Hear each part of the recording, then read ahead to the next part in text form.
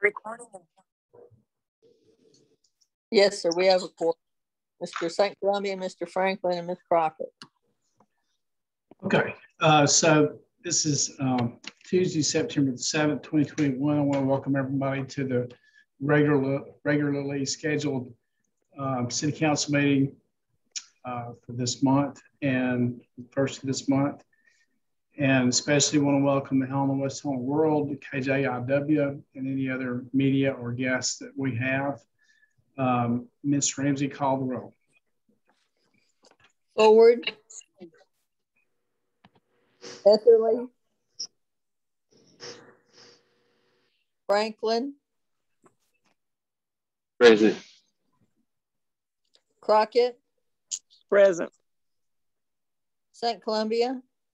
Present. Davis. It's 3 present and the mayor makes 4.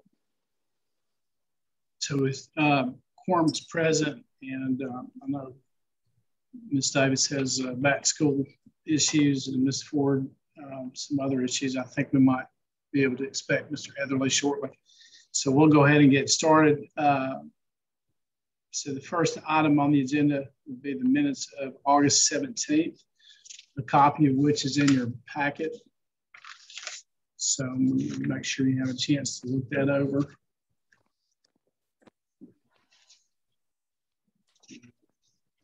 Any corrections be made at this time?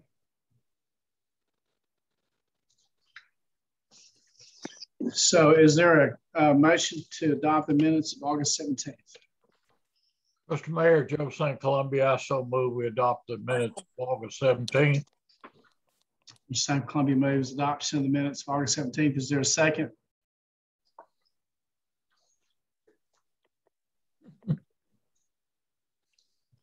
Is there a second?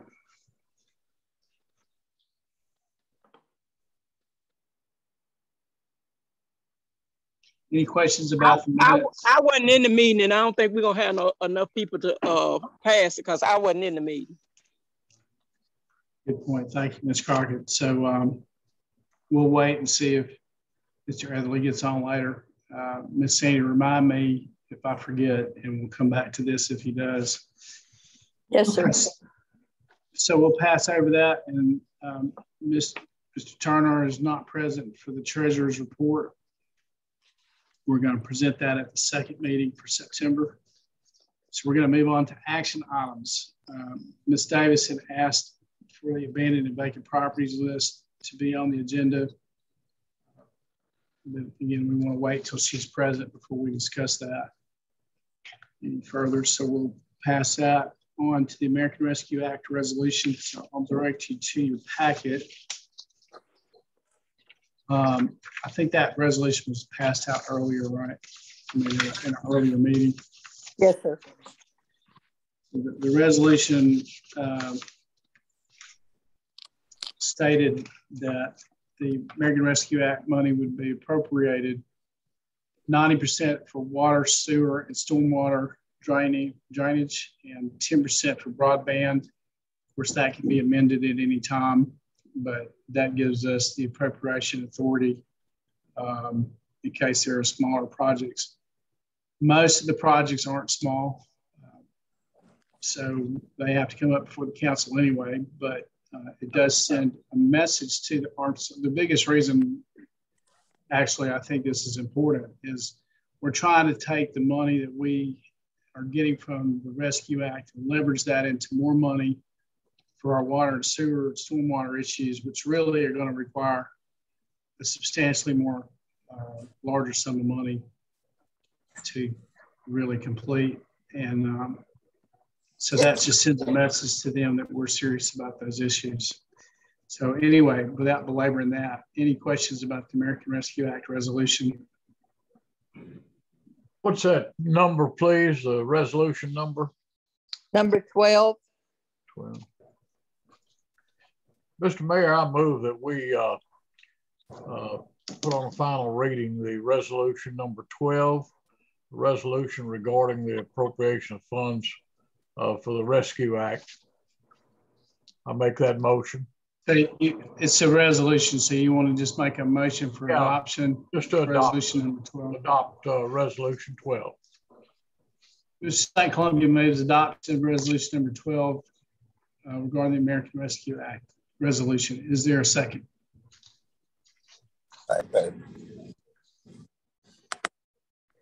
Is there a second? I heard something, I didn't hear everything.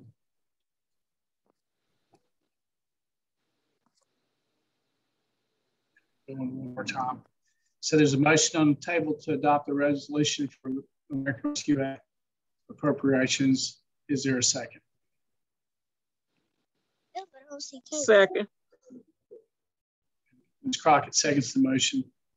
Is there are there any questions or discussion about the motion? Yeah, I have a question about it. Mr. Franklin? So you said this money is to be used for 90% of water and sewer, right? Stormwater. Right. So in the last meeting we had, when you all purchased the dump truck and the F-350 and something else you all did, and it was said that in the reading of it, it was like we can use the dump truck to tear down houses and stuff. That was my reasoning for not voting for it, because as you just said, 90% of the money has to go to water and sewer. So in the last meeting, it was brought up that we would be tearing down houses, we'd be using the dump truck at the landfill and different other places. So I want to ask you tonight, okay, are you going to change that? Because we need to make sure that we keep it in the proper place. That's why I went forward, because I was on a Zoom and I saw where they were saying that we have to keep it in the water department 90% of the time. That's why. And I think the council didn't know that at the time. And that's what I was trying to get over. I would have seconded Mr. St. Columbia's motion, but I wanted to make sure that we talked about that 90% of the time, if you buy this equipment, it has to stay within the water department. That's what I wanted to get some clarity on, because in the last meeting, I didn't want to go back and forth with it. But am I correct about that, Mayor? Ain't that how it should have been did with the dump truck and the F-350? It has to be in the water department majority of the time, so we can be forgiven. Well, you're correct in part of that. The resolution requests 90% of it, but stormwater is included in that. Stormwater is technically a street department issue. And one of the specific items, and we're going to talk about street sweepers later, but one of the specific items I mentioned, basically any implements that would assist us in helping with stormwater, including ditches. So I think we talked about, in fact, I think you talked about the need for scouring out our ditches all across the city. And I know you and I both talked about it. So the dump truck would be used in that regard to dump the dirt fill from the ditches and the other trees and debris into the dump truck. So you can have multiple uses for the equipment. The F-350 is the same way. And I forget what the other thing was. I think we talked about an actual ditch digger, maybe. But anyway, so the answer is yes, but you can use it for multiple uses. In stormwater is definitely one of the main uses that they ask cities to spend it on. And that's specifically something that they want, because when your ditches silt up, as ours have, and get clogged up with trees and all kinds of debris, that goes into your stormwater drains, which clogs up your sewers back into your streets in our case. So yes, sir. I just wanted you to make sure, because in the last meeting it was said, I know we can use it. That's why I didn't vote for it, not because of what it was supposed to, but how this money is supposed to be spent. I want to make sure that it was said to me that we can use this truck to tear down houses, but I wish we had not said that. But I would like we could do whatever, but as long as we're saying that it's going to be within the water department. That's why I didn't, because you have to use this money where we say we're going to use it. And that's all I have to say about it. I just wanted to make sure that the people understood that I didn't just vote no because of whatever, but that was the reason why. Because if we hadn't said we was going to tear down houses and other things, I know we can use it, but we shouldn't have said it because we want to send the message that we're going to use it within the water department, right? Thank you, Mayor. Well, in stormwater is technically, if I didn't make that clear, I will now.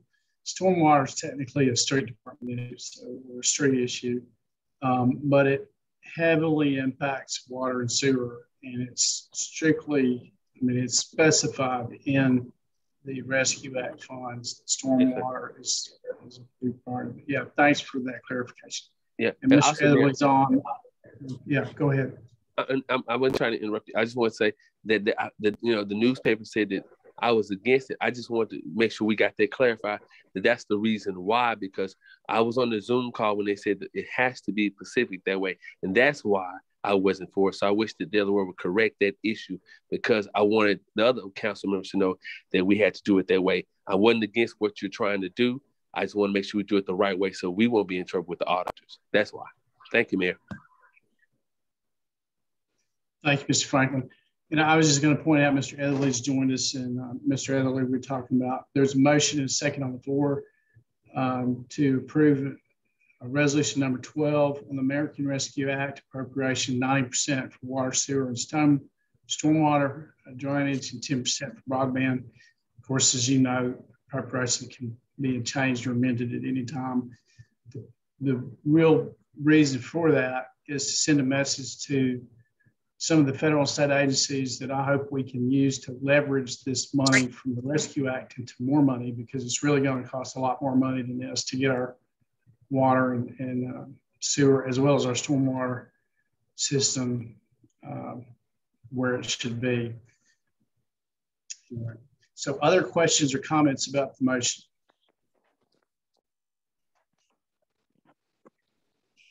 Okay. If not, call the roll. Crockett. Ms. Crockett. St. Columbia. Yes. Etherly.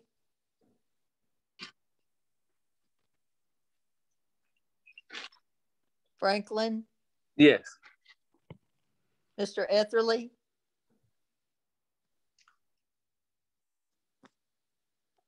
Yes. Ms. Crockett. Yes. Can you hear me? Yes, thank you. That's 4 yes. Motion passes. Thank you for that. Then, well, do we want to go back and Mr. Etherly, you were present, I think, August the 17th. Does that give us the numbers we need to pass the minutes? So moved. Okay. Mr. Franklin moves that we approve the minutes for August the 17th. Is there a second? I'll second. Ms. Crockett was at the meeting. Ms. Clement seconds the motion. Ms. Crockett wasn't at the meeting. Mr. Etherly, that's why we had to pass over it until you got on. Mr. Etherly, you have any questions about the minutes or anything from August 17th? I don't, and the volume is skipping on me. If I don't know if you can hear me, but some of you, it's real choppy on my end. But I think you asked if I had questions about the minutes. I do not. I can hear you. You might not be able to hear me well. Okay. All right, so there's a motion and a second on the table. Any other questions or comments? If not, call the roll. Mr. St. Columbia. Yes. Franklin. Yes. Crockett. Abstain. Dave Ford. Etherly. Yes. Smith. Yes. That's 4 yes. Motion passes.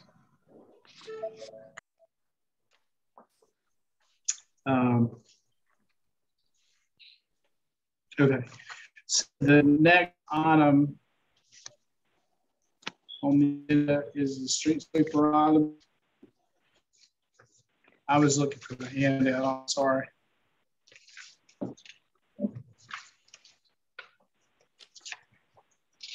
I don't know if we have a handout. We might not. I don't have it on the street sweeper. On the street sweeper. Okay, well, basically, we did some early shopping, I guess you'd say, to see what street sweepers go for. And they go for anywhere from $50,000 to $1 million, depending on what you want.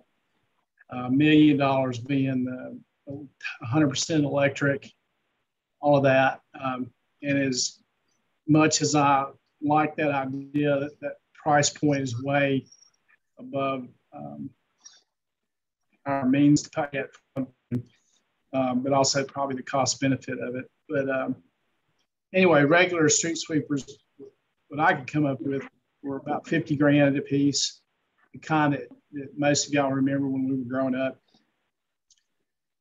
So all this is, and there's no handout. Most likely it would, well, not most likely, it will be bid out. But the appropriation from the Rescue Act specifically would be for up to $100,000 for street sweepers, and that's if we could get two. That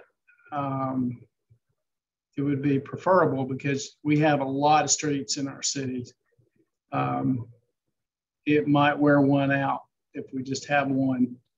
It'd still be better than what we have now, though. And if you drive along our streets, you're going to see, dirt and silt has come in on the sides of the road, not to mention the trash and all the rest of that. All of that ends up in our stormwater and clogs up our stormwater and our ditches, silts up our ditches. We've gone on a many years without a street sweeper. The Rescue Act, again, specifically states that street sweepers are an allowable and an encouraged use of the money because it has such a big impact on stormwater. And let me say, one of the reasons the Rescue Act highlights water, sewer, stormwater is because water, sewer, stormwater are probably the biggest items for municipalities all across the country. It's bad here, but we are by no means the only ones. It's a serious problem across Arkansas. It's a serious problem across the nation, along with a lot of other infrastructure needs. But water and sewer and stormwater are usually under the purview of municipalities. So that's one reason they strongly encourage. I can't remember what they told me the last go around for grant funding from the state for water and sewer and stormwater had something like 400 applications for every one that they could approve, something really ridiculous. And that's true, again, across the country. So that's one reason they highlighted that they want cities to spend it on this, because they get so many requests for this use. But anyway, that's really a discussion item. We need a discussion on it. Hey, Mary, you asked it. Will we have any discussion? Yeah. Well, can I be recognized? Yes, sir. You're recognized. Hey, Mr. Mayor, I like that idea, and I'm with you on that. But we've been having I know since they gave us this money. Can we try? Since what now? Since we have this kind of money, can we try to get those pump stations up and going, and maybe that'll stop some of our drainage problem if we can try to get, while we got this kind of money for the water department, those pumping stations, if we could, I'm just asking you, I'm not trying to count the day-to-day operations. I would like to see us, do you have a plan for those pumping stations? Because we're going to start going into the winter months, and I'd like us to be prepared to handle the winter months. The street sweeper is fine, but I think if we get those pumps together And when the winter months come in, we can spray that grass alone. And yeah, we can spray the grass now to kill it. So when you get the street sweeper, it'll help with the pump stations and the drainage, so that the water can drain through, and those pumps can already be new and ready to pump that water on through. I like the idea, but I want to know, and I'll support it if you tell me, because if we're talking about the streets right now, those over there on Arkansas, on St. Francis, over there by Beautiful Zion Church, those trucks are over there, so they're gonna damage the road and the drainage system over there if we don't. All this got to work hand in hand. So I would like to have some kind of a plan together to work with you, the street sweeper, and the drainage, and keeping those folks from damaging that road over there by Beautiful Zion Church, because we have, it's a pump station over there. So I would like to see us, if you can say, hey, that's a good idea, I'm willing to do what you need us to do. If you can work with me on with those 18-wheelers over there and spraying the grass around the drainage area, so when the street sweeper comes out, it don't have a problem with messing up whatever it has to sweep around those edges. I'll make a motion if you say that you would get that done, the pumping stations, and start spraying around the drainage area so this grass can work with the pump stations. All this goes together, if I'm making sense to you. Mr. Franklin, you and I completely agree on that one. And if you look down the agenda, you'll see an appropriation for $250,000 to replace the bypass pumps with repaired pumps. And we can join those two motions if that's what the council wants to do. The $250,000 is, I'm going to tell you, is an approximate figure that I've got from the water department. We are trying to get estimates right now on what it would cost to do what you just said. And the estimate that I keep getting is about $250,000, but we do not have an actual estimate yet. The act of getting estimates has been, not a lot of people do that. This is, anyway, but I agree with you. And I think that should be included. As far as the trucks go, are you talking about the ones that are going down the levee? Lumber, the trees. Not over there, now St. Francis Street over there, the big grain trucks, those big trucks. 18-wheeler. And then also, Mayor, I have this one for you, because I think this will work good together. With all those leaks that we have, let's tie this money in to try to go ahead, because that's another problem we're having. When it rains, we're getting more leaks and we're messing up our roads. If we go ahead and try to start getting somebody here, try to contract. You ain't gone yet. Like you ain't gone yet. Mayor, somebody is out of line, man. Ms. Howard. Yeah, you're right. And let me just say, and I don't have Jeff on here and tonight, but in the past, in years past, some of you might remember, I don't know, there were contractors who could come in, understand, and help us get our leaks caught up. Like, long story short, I've asked those vendors if they would give us estimates or estimates on what it would cost to do both sides. West Helena being the one that has the most leaks right now. And we have several vendors out right now because of COVID, or at least their crews are out because of COVID. And I think that's slowing this down quite a bit. I'm proud to say that most of our city employees, I'm not sure I can say almost all of our city employees are not out because of COVID, because they've gotten their vaccinations. And I'm really happy about that. But unfortunately, in this case, our vendors have COVID. A lot of their crews have COVID, and it's really slowed a lot of things down, particularly in the water, street, sewer. This is one of them. We're trying to get bids from these vendors who have come in here in the past and done it. And it's taken a long time. to get those bids. But I do agree with you, and I think we need to spend this money on that. I sure do. Well, man, what about this? It would help you better if, so you don't have to come back to us. If you say, hey, I think we'll try $25,000 and see how many leaks can we get fixed with that. We have to start showing now some, from my side of the table, start showing leadership to say, hey, that we allocated this money, and the ball is in the mayor's court to say, hey, I got the money, but I have not found any vendors to come in and do it. At least you can have this money, $25,000 set aside. There are leaks on Lambert Drive. There are leaks, and it happens. But if we can show that we're trying to get somebody, if you say, hey, I'll try $25,000 and see how many leaks I can get fixed with that. We want, as you said earlier, we want to show that we're doing the right thing with the money. And if we got this kind of money, I think that it would be a real good thing to try to get these leaks fixed. And I'm willing to, if you tell me what number you feel comfortable with on saying, hey, I want to get 10 leaks fixed out here. If you want to say, hey, I can see if I can get some folks from another water department to come in and pay them to come in and get these leaks fixed to catch our guys up.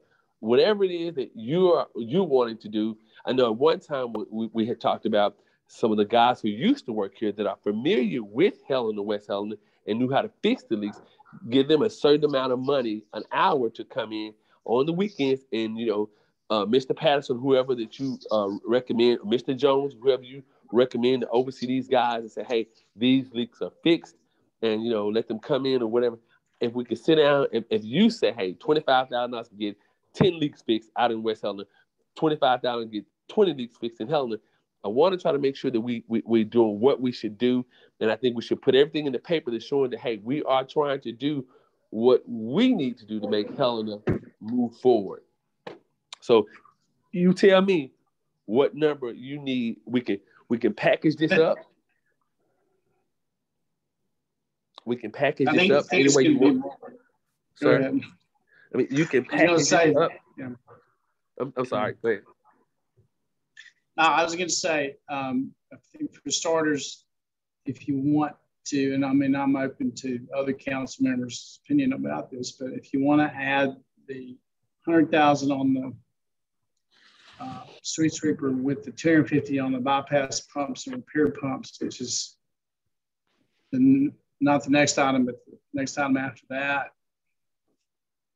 And you want to add, I would probably say more like 50 to start with, because it's more expensive than that, but at least it would be a start. So if you want to add the 100 for the street sweeper, and this is an appropriation. So obviously, for the bypass pumps, repair pumps, for example, when we actually get those invoices, or not the invoices, the bids or the estimates, we're going to have to come back, really. But on the street sweeper, if you want to add the street sweepers, the $250 for bypass and repaired pumps, which is what the figure I've been given from the water department, and say $50 for the water leaks to begin with, I would be very much in favor of that. Okay, Mayor, how about this? I'll leverage with you. I go 25, because see, watch this. We're going to have to get somebody to start spraying that grass around the meters. We got to have chemicals, Mayor. Remember, that's why it's hot, why we got these good hot days. If you have to hire some people to come in and spray, or even some of our folks, if you want them to work on weekends, to pay them to get this grass sprayed around. Just like I see you got these water hydrants on the agenda too. We need to try to make sure those are sprayed around and cut around to make sure people can see them. But if we start spraying the grass around the edge of the roads in these neighborhoods, and it's some ditches behind people's houses that runs on the back side of Norman Street, trees are in there. I don't know if Mr. Jones is on the line. You might have to get some people to come and get those trees where people have bought houses and throw the trees over behind Norman Street. There's a lot of our ditches, as you said. I want to try to make sure we're going to utilize this money so people say, hey, they did the most with the money. I'm willing to do 25 and 25 somewhere else so that you can have enough. 25 is fine. It's a good start. So moved. Yeah. Mr. Franklin has made a motion, and Mr. Franklin, correct me if I say this incorrectly, to appropriate from the American Rescue Act funds up to $100,000 for street sweepers, $250,000 for pumps and repaired pumps, and up to $25,000 to repair water leaks. Did I say that right? And 25 for some spray in there, if that's to get a start, so you can start. And water leaks in spring. Yes, sir. I have a question. Oh, well, y'all got a motion on it. Let's see if we got a second first. Is there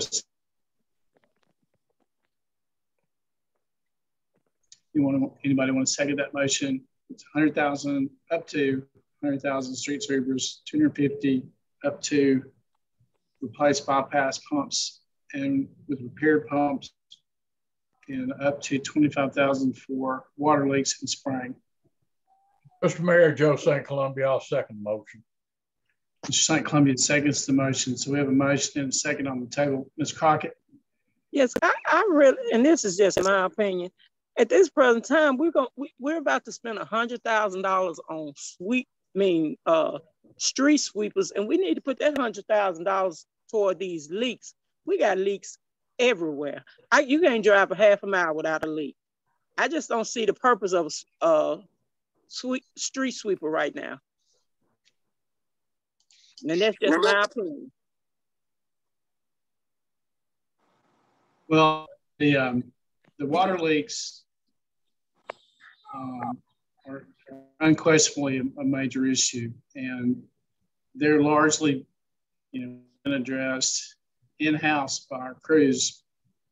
But we have asked we've asked two vendors who have in the past come in and helped us catch up, that were referred to me from the water department as people that have helped us in the past. And we've asked them for estimates, and we've yet to receive them. And one of the reasons we have not received them, as I'm told anyway, is because those crews that would actually do it have been set back with issues dealing with COVID. But I agree with you, just like I agree with Mr. Franklin, and I would be for that. I don't have an estimate of what that will be. I don't even have an approximate idea of what that would be, because nobody remembers what they charged the last time they did this. But the idea would be to get extra help to come in on a contract basis to help the city get caught up on the leaks. I'm absolutely in favor of that.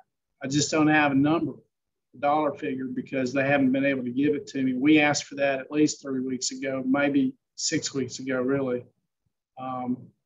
But I will see where that is, see if their crews have recovered.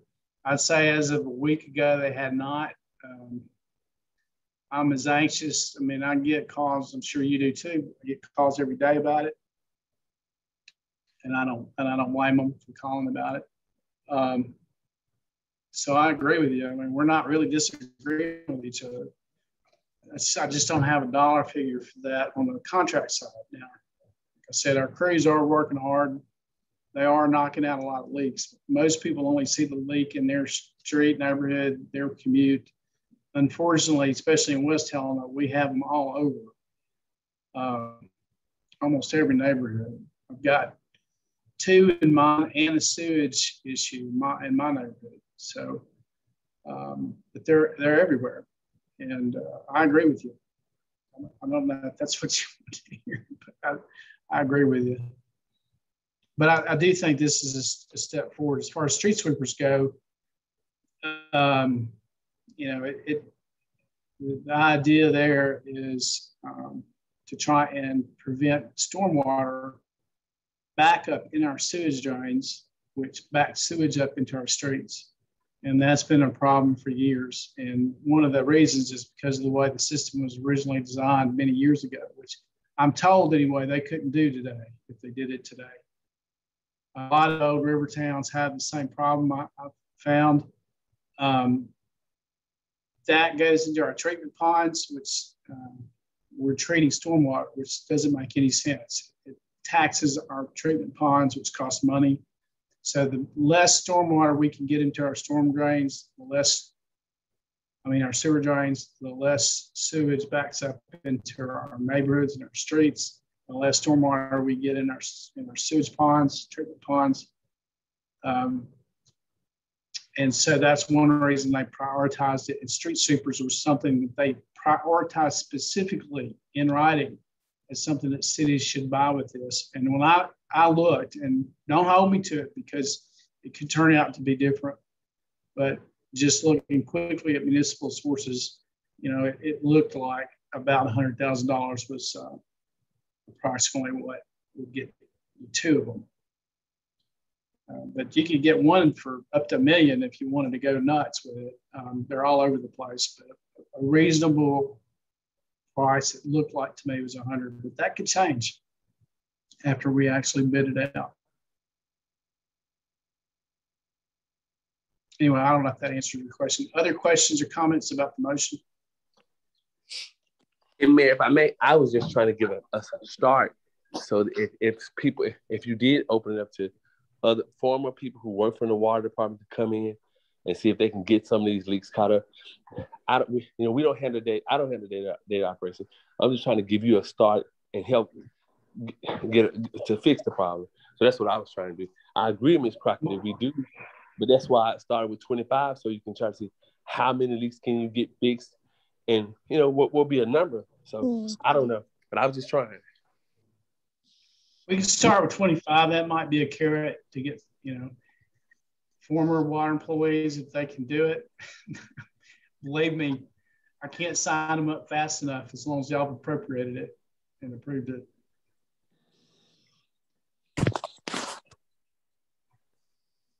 Mayor, if I may, Hunter Valley City Attorney. Mr. Valley, yes, sir. Motion. This is merely an appropriation of funds received under the American Rescue Act. Is that correct? Yes, sir. Okay. Yes, sir. It's a resolution for appropriations. Any other questions or comments about the motion? If not, call the roll. Franklin. Yes. Crockett. No. St. Columbia. Yes. Etherly. Yes. Smith. Yes. That's 4 yes, 1 no, 2 absent. Motion passes. So that really takes 2 items off the agenda. Thank you, Mr. Franklin, and everybody else. The next one is appropriation would be a waive bid. Now this is in your packet. It's a waive bidding ordinance regarding the fire hydrant inspection program. This would require, and I might turn it over to Mr. Valley. I know you were on here a minute ago. There you are. 2 weeks ago, you all discussed the fire hydrants, and the mayor had given you all the number. There are 3 ordinances for waiving credit and bidding on there based on the previous city council meeting. The first one is this fire hydrant one. It appropriates the funds necessary, not appropriates the fund, it waives competitive bidding relating to repair the fire hydrants. And you would need a motion to suspend the rules, place on the 3rd and final reading the title only. I'll just add to that. They're in your packet is a list of the ones that have been done so far. I would say roughly 20%. We're done with that $7,500. This would be another $25,000 that we think will finish the project for the city. If it goes over that, of course, it's $45 per fire hydrant. There's not a clear idea of the number, but we think that $7,500 represents about 20% that they've done. They still do we think, yes, ma'am, they were out today doing it, but they were. And they're working from east to west on a diagonal line, so they're going all the way, I mean, literally taking a line and going west, east to west. And as they go, they're enumerating the fire hydrants that have issues, which I sent out today, but I didn't have time to put in your packet. But and we can discuss that now or later. But there were about 60 some odd hydrants, some from the 1920s that they don't even have parts for anymore, that weren't functioning properly, that would require an additional appropriation of about $30,000. And that's just on the 20% they've done now. So I just bring that up. We didn't have time. We didn't get it in time for the packet, but the city inspector, you know, most of them have passed inspection. And if y'all saw your email earlier, I asked Chief Brown to look that list over for any fire hydrants that he thinks we could take offline. I don't know if we will be able to or not. This is probably going to be a recommendation by Chief Brown. And remember, the original purpose for this really was recommended by Chief Brown because he is submitting an application to ISO to get our fire rating down from a 3 to a 2. When the last 2 firemen are hired and they graduate from the fire academy, by that time, if y'all approve this ordinance tonight on the 25,000, this inspection process should be completed. And he can submit an application along with the water department to request ISO rating be lowered to 2. We'll never be able to go to 1 because of our population. So 2 is the lowest we'll ever be able to go. But the practical effect of that, and y'all probably already know this, but for anybody listening, is that it lowers the fire insurance rates on property in the city limits. So what it accomplishes for homeowners, property owners of any kind, commercial, anybody who has property insurance, it's going to lower their rates. It also makes us more attractive to anybody looking to move here, including industry as well as residential. So getting to a 2 from a 3 is a big deal. And the effort began before I became mayor with the purchase of the big fire truck. Then we reopened a refurbished Fern Hill to be an active fire station online again since I've been mayor, and we have we've more or less been around the number of 30 firemen, which you have to have 40 firemen, licensed firemen, but you also have to have your fire hydrants inspected, and we haven't had them inspected here since anybody can remember. So that's the background on that. Any questions? Yeah, man, we recognize. Mr. Franklin. Man, I go with you. Since we got another meeting this month, I go 12-5 right now. And if they can give us a list of what they have completed, I'll give the other 12-5 at the next council meeting. But if they can, we go 12-5 tonight, see how far they get before the next meeting. Then we come back, they give us a list so we can see what has been done. So we can say, okay, this has been done, and let's see how fast they can do it. I'll go 12-5 tonight. And we can put this back on the agenda for the next council meeting. So that gives us enough time to see how far we gotten and what we're getting for our money. So if you agree, I'll make a motion to go 12-5 and we'll put it back on the agenda within the next 2 weeks. If you agree to that. I don't have a problem with that. Mr. Valley, can we do that? The ordinance would have to be, that part had to be amended specifically say 12-5 and have to do another ordinance at the next meeting if we did it that way. Because both of them are above 7,500 spending limit. Now, one option could be, Mayor, is you could go ahead and pass it, but then they can vote again and say that we're doing it the way you and Mr. Franklin say you're doing it. So you won't have to waive competitive bidding twice. You're waiving it once, but you're still talking about the expenditure. Just because they waive competitive bidding, you don't have to spend the money.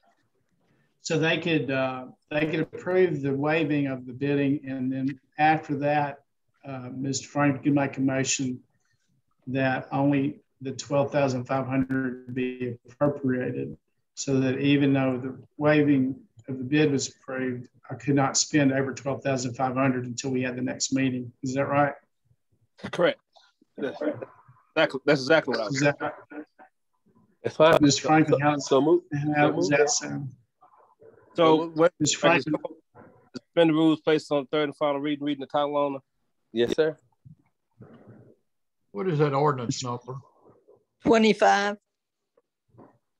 Mr. Franklin moves that we place ordinance number 25 on a third and final reading. Is there a second? Joe St. Columbia, I'll second the motion. Mr. St. Columbia seconds the motion.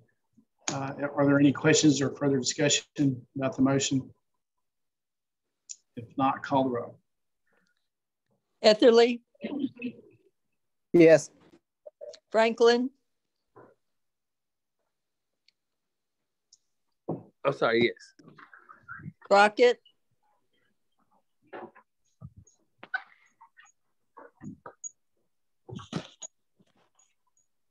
St. Columbia, Yes. Miss Crockett,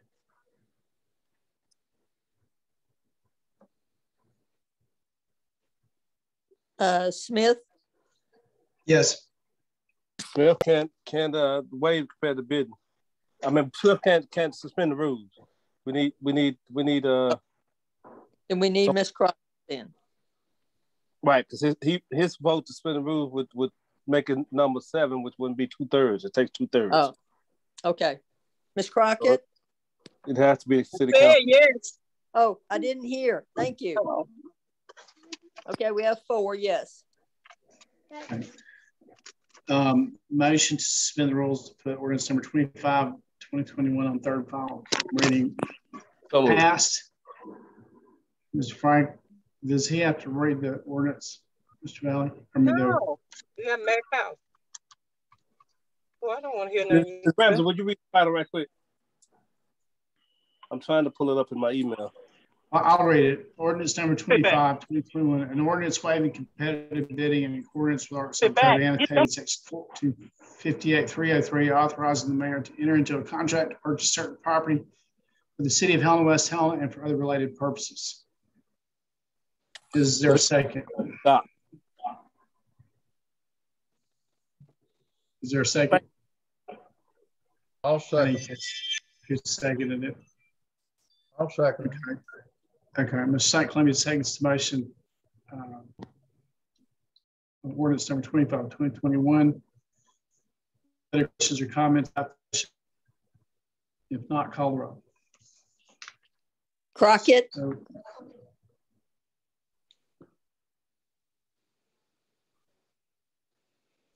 Etherly, Yes. Yes. Franklin. Thank you. Yes. Franklin. Okay. St. Columbia, Yes. 4 yes. The motion passes. Is there a motion for the emergency clause in ordinance number 25, 2021? So moved. Second. Franklin moves. Who said that? Mr. St. Columbia second. The motion to, I'm sorry, I'm having a hard time hearing. To put ordinance number 25, 2021 on the emergency clause, for adoption of the emergency clause. Any other discussion or questions? If not, call the roll. Crockett,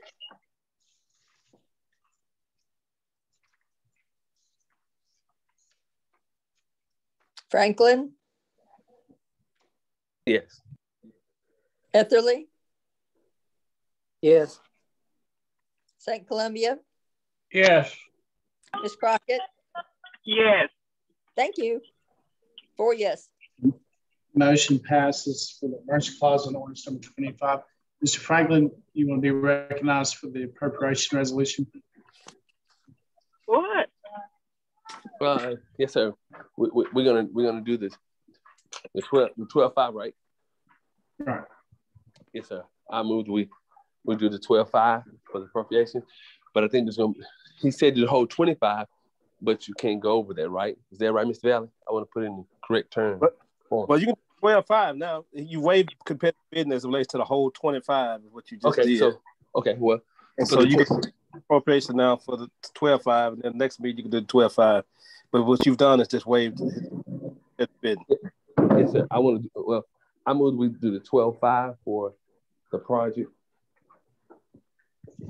Mr. Franklin moves an appropriation resolution for $12,500 for the project, for the fire hydrant inspection project, pending until the next meeting.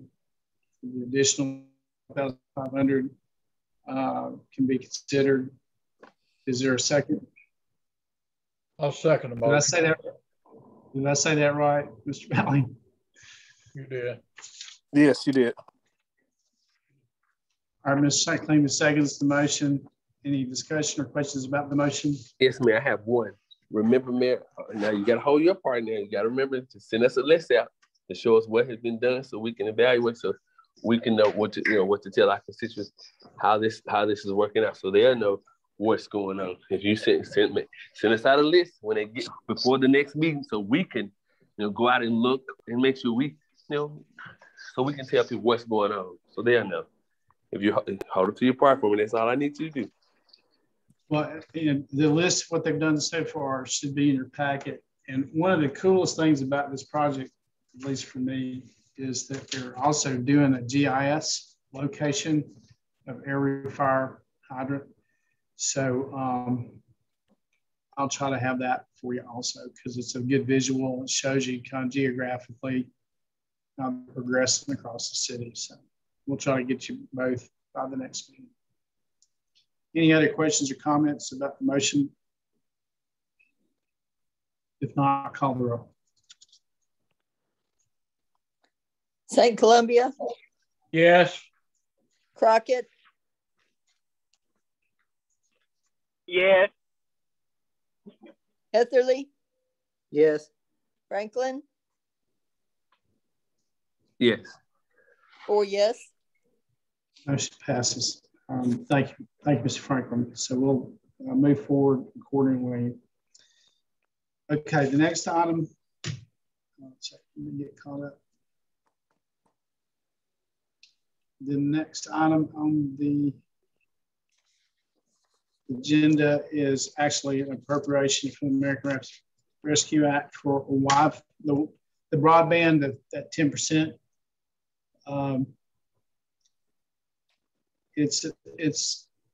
This is a Wi-Fi adoption project, which would bring, ultimately, if we can do the same thing that Mr. Franklin suggested, actually. It's a very similar kind of idea. I mean, very similar geographically in that you'll be able to see this, but the idea would be to appropriate, because it's allowed under the Rescue Act for broadband, Wi-Fi broadband, and I'm trying to think the name of it. Basically, a pilot project in downtown Helena to move down Plaza up Sebastian, and possibly in Walmart, and possibly over to the light. What that really does is provide free high-speed internet access for people in those commercial areas. The first phase of that is $5,000. I would say I can do that because it's under $5,000 for the first phase. What this really does, really mean, it means that you have, well, I guess actually I could, because you passed that resolution earlier tonight. But really, it's just asking for it's a discussion item about Wi-Fi, about the project, and I prefer to spend that out of the Rescue Act money because we have it and it's authorized use. So specifically, I guess we'll just discuss it and answer any questions about it at this point.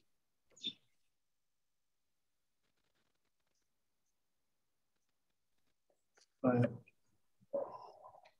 it is kind of interesting they literally beam it to a receptor on Reservoir Hill, and that's beamed down to Cherry Street. And then they find microwaves along that route to beam high-speed internet. The bigger issue of broadband and the more expensive issue of broadband was addressed in a Windrock International study that we recently received in just the last week or two. It was pretty comprehensive that Windrock International did. We agreed to participate in it, but we didn't have to spend any money for it. That was really nice. They did a very good job, and we met a couple of times about it. And we're not at that point as far as discussing money or anything else for that matter. But the Wi-Fi is part of that. And so y'all are familiar with that. Of course, you go in a restaurant and, you don't want to use your minutes or your data plan, you can go through your Wi-Fi and log into the local Wi-Fi. And it's free up to a certain speed. And then if you want to subscribe after that, you can push a button. And I don't know, that's not part of this yet. Ultimately, you would be able to, I don't know anything beyond that, but ultimately you would be able to say, I want something higher speed. So if you're going to download video, live stream video, for example, through Wi-Fi, you might need a higher speed if everybody else is doing the same thing. For example, a concert or something, you would probably want a higher speed, but you'd have to pay a little bit for that. The city would get that revenue. How much, what they charge, all that stuff hadn't been worked out or anything discussed really, other than that would be an option in the future. And still be option to the user. But the Wi-Fi itself, the basic Wi-Fi would be free. Anyway, any questions about that?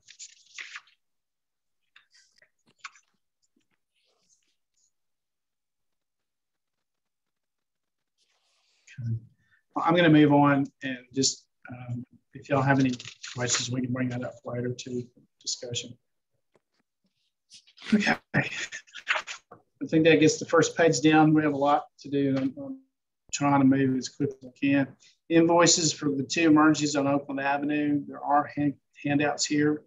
I'm going to go ahead and address these next two items together because they're somewhat related. But we already, Mr. Valley, you want to deal with any of this? We've already done the appropriations. This is for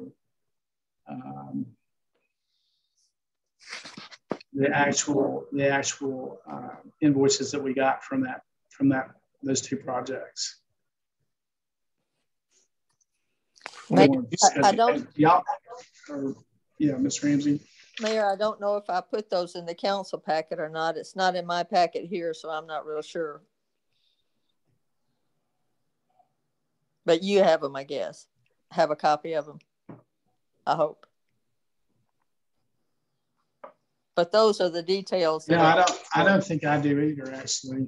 Okay, well, those are the details off of the invoices that's typed in there. I'm sorry. Yeah, okay, I'm sorry. There's no ordinance on these. So is this, Sandy, is this, what kind of action do we need to take on them? We need an approval to pay them. Weren't these, I was thinking they were approved when we had that, didn't we have a special call meeting on Oakland Avenue?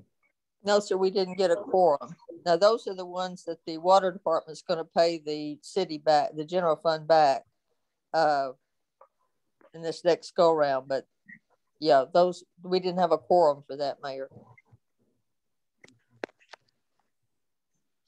Okay, well, if you see on your agenda for the public, Reese Construction, $6,400 repair of 6-inch 4-inch mains on Oakland Avenue, August 5th. The Reservoir Hill tank, which is our main tank for the Helena side, the east side, hasn't been inspected, cleaned out, or painted since it was first built several decades ago. We're still working on the cost of getting bids and prices for that. It's going to be very substantial. So I'll give you that heads up. However, in order to be able to, and we have to by law inspect it, which we just did, if you remember, on West Tank, which feeds the hospital, and a good section of Helena, the old hospital, the nursing home, that whole region of town that the booster station feeds. We've done that already. The Reservoir Hill has not been done. And in order to do that, and the problem with that, and y'all have heard this conversation several times because since I've been mayor, we've talked about it, I don't know how many times.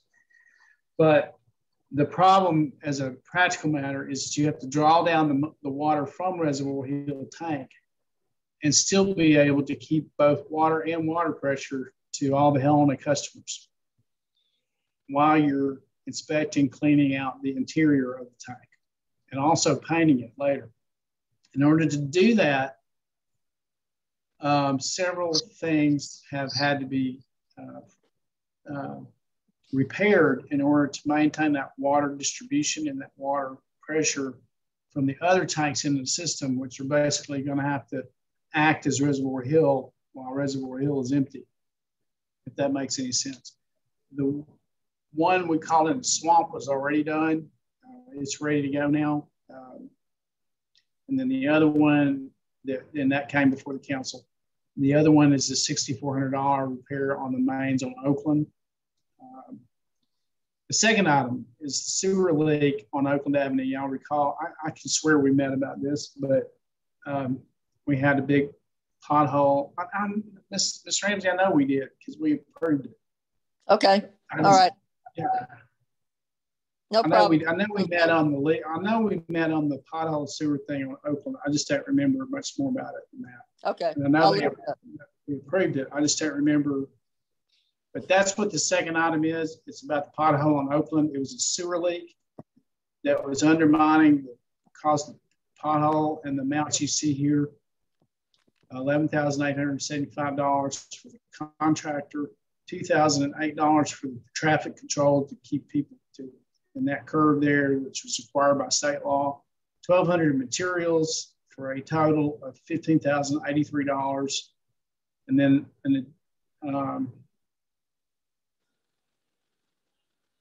$3,500 for Smith & Wallen Engineering, which is approximately what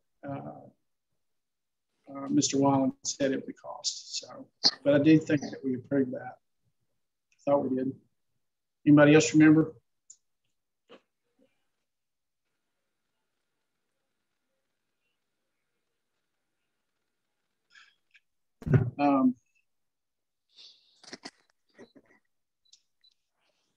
Mr. Valley, you want to add anything? You have any I can't remember what happened, but I remember was Wyland being on. And I remember him talking about it. I didn't look at the minutes. You all just approved the minutes. If action was taken, it was in there. It was in the month of August. But Mr. Wyland discussed the need to do it. I think it was earlier in August, though. I know we did the pothole. I don't remember if we did the 6-inch and 4-inch mains on Oakland. Okay. So do you have any advice for us, Mr. Valley, on that? Well, I'd have to see the document we're talking about because I'm not privy to what Ms. Ramsey is discussing. I think the will of the council was to approve it back then. I can't recall what happened on that night as to whether the council approved it or not. One thing I don't remember is the Oakland mains. So would we need both the ordinance for waiving bids on that, or just the appropriation, or what would we need?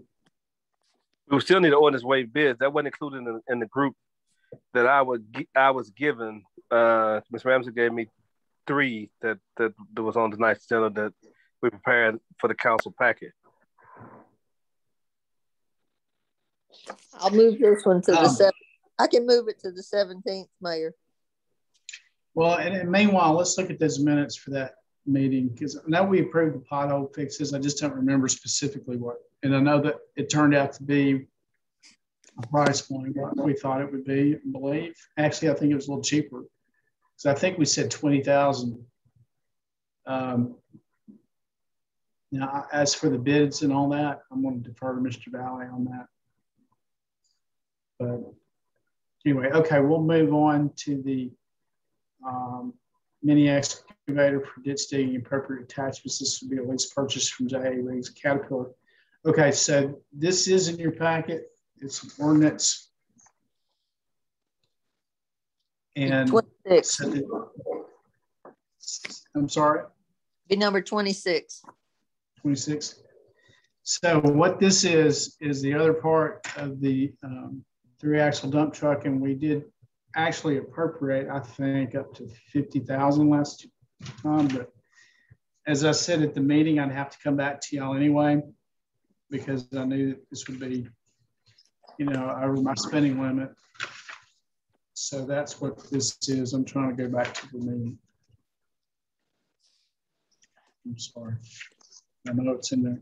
50,000 was appropriated. I knew it would be more than that, and it is. But what this is, and you'll see the excavator in your packet. So the ditch digging, you'll see, and if you, for the people who aren't, who don't have this. So here's a picture of it. Right. So there's two things. One, it's an excavator with a ditch digging apparatus, and then there's also an additional mowing attachment that, you know, all these ditches have trees growing in it, stuff that's all, and not to mention the grass and the weeds and all that stuff. And so the process is that you go scour out the trees, the weeds, all the, you do the mowing attachment for all that stuff around it, and then you put the ditch digging attachment back on it, and you dig the ditches. That comes to the estimate that we got from Caterpillar is what's in that ordinance of $115,171.48.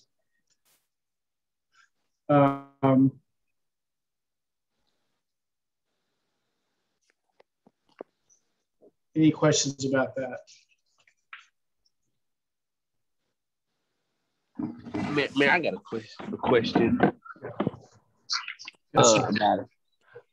All I'm concerned about this, you know, I know we need it, and if we can just see when all of the money we have spent so far, I know $1 million, $500,000 is a lot of money, but if we can see where we are right now, can we do this in stages? I'm for it. Don't get me wrong, I'm for it, but let's see what we have a little left over. I mean, we can do it, but I just want to make sure that we know what our new balance is. We spent quite a bit of money tonight. If we can just see what our balance is, so we can let the public know that we spent this money here, and let's do this, you know, after we get everything that, because I know we need it. I'm not knocking it. I just want to make sure we let the public in phases, and we can do this in phases, so the city treasurer can say, hey, well, this is how much money we have left. I'm for it, but I just want to know, because right now, look how much money we spent tonight. I'm for that, but I just want to make sure that we can let, you know, the treasurer can give us an amount of what we have, what we're working with, and it may be a lot, but I'll go for it if we can just once we get a financial statement on how much we spent so far. Because I know you want to rush to get everything done, but, you know, can we just kind of slow down just a minute? I'm with helping you with it. I just want to make sure that, you know, we know how much money we've spent so far, so we won't, and something may come up, then we have to do something else with. But I'm for what you're trying to do. But we just need to kind of slow walk it and see how much we'll have left. And, I mean, if we got enough, that's fine. But you kind of want to let the public know what we're doing at this stage, because we've got the stuff we approved earlier. We got the street sweeper. We got the money for the ditches. We also talked about, we also talked about St. Francis and Pontotoc with those 18-wheelers and stuff coming down there, how we're going to address that. And we also talked about a number of things. I just want us to know how much money we have left. And if you don't mind, I'll support what you got on the table. But can we just get a financial statement of what we got left in this bucket of money? I'm not saying no to you, Mayor. I just want to make sure that we get a financial statement of where we are financially with this money, because as I said, we have spent quite a bit of money. If you couldn't agree with me, I'm gonna go with you as far as I can and work with you. Just can we see where we are financially with the rest of our money, and then we could just go to phase 2. We could put this on phase 2. Phase 2 could be the next city council meeting. We can talk about phase 2 and getting everything that you're asking for. But we got some more leaks that you and Ms. Crocker agreed that we were going to look at. I just want to make sure that we're getting everything fixed and everything that you need to run day-to-day operations. I'm not knocking you. I just want to know will you work with me on that, and I'll give it back to you. Mr. Franklin, I love working with you, so I don't have a problem waiting until the next meeting on that. I don't have a problem with it. So we can do that as long as it means we can work together, because it's important stuff for the community, and we're lucky we're able to get this funding. I can tell you right now, I'm looking at the balance as of today. Now, granted, we just, as you said, spent some money, so it won't be like this in 2 weeks, I don't think. But our balance as of today is $1,064, $507.47, which is most of. May I correct that? Correct. It might be all of what we got. 1 million. I said 1 million. You said 1,000. I'm sorry, 1 million. Correct. So I'm not used to looking at millions of dollars. $1 million, yeah, over $1 million. So 1,064,000. But in 2 weeks, it might be less than that. I don't mind waiting 2 weeks to get that for you. That's fine. And I appreciate you working with me. I sure do. All right, so we'll, unless there's an objection, we can move that until the next meeting. Ms. Ramsey. Okay. So the next thing, if there's no objection, then we'll move on to Mr. Jesse Dunlap. Mr. Valley, do you have anything on that? I do not. Mr. Jesse Dunlap. I'm familiar with Jesse Dunlap. I don't have anything away from competitive bidding on Mr. Jesse Dunlap. Okay. So I spoke with Mr. Dunlap. I think this is something, Mr. Valley, you're going to talk about at the end of the agenda if we get to it, about an interlocal agreement. And it's something that Ms. Ramsey and I and others were talking about, was possibly working with. I think there's an issue about the city boundaries and ditches and stuff that frankly is a little over my yeah, that's legally. I talked to the engineer. I talked to Wyland, excuse me, man. I talked with Wyland, and he told me that I need to check on that to see whether the city could to enter on Mr. Dunlap's property relating to that. And I hadn't had a chance to go over to the courthouse and run all of that, and I'll get a chance to do that this week. But the interlocal agreement, I emailed all of you on a copy of the interlocal agreement as relates to us doing work with the county, and that those numbers are still the same. You all should have an email from me with a copy of the city, the county ordinance from like 2005 or so. I emailed that last week.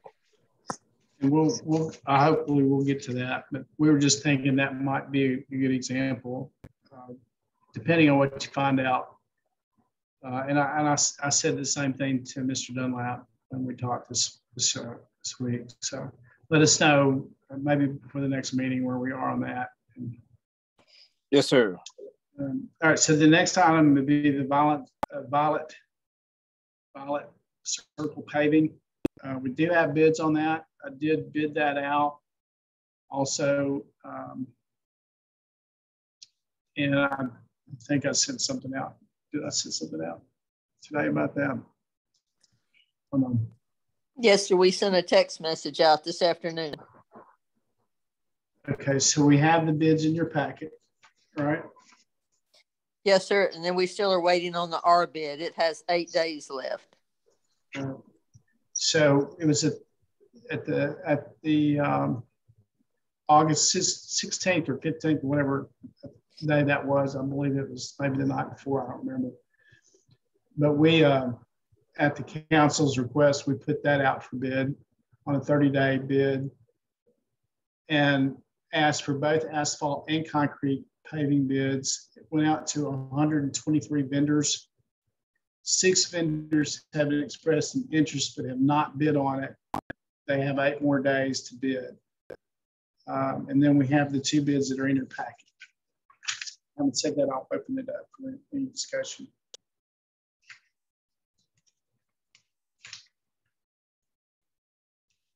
Do y'all want to wait till the next meeting on that one as well? And then the 8 days will be up and we'll see what we have. Any questions, comments? If you want to have us to meet within 8 days about this just one issue, we could do that as well. I know the people on Violet Circle will be happy to hear the resolution to that. So if you want to meet just this one item when the bid closes, we can do that if you like.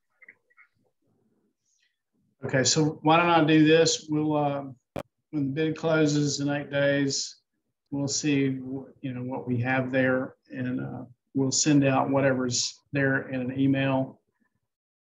Ms. Ramsey, we'll send whatever bids we have, I guess, out to the council, and we'll just take it from there. Is that okay with everybody? That's fine with me. Okay. No objection. Then we'll do that. Okay. The next item on the agenda is the 10 CARVA invoices from the water department. So an ordinance has been drafted to pay for the pump repair, which goes to some discussion that we had earlier about the pumps. 28, see, both together are $28,560.23. And that is for 10 CARVA, which did some of the pumps that were offline. This was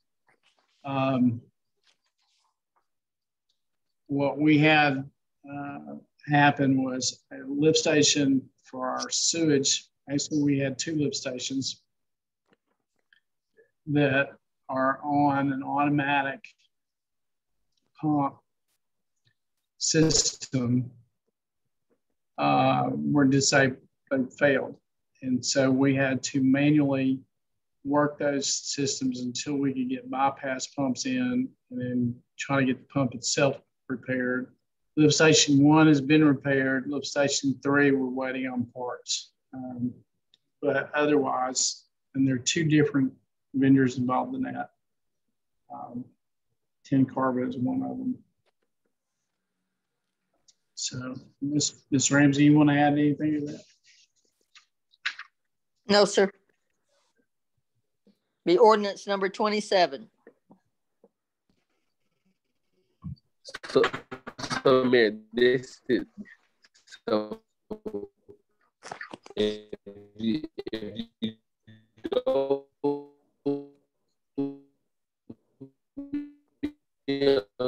this one,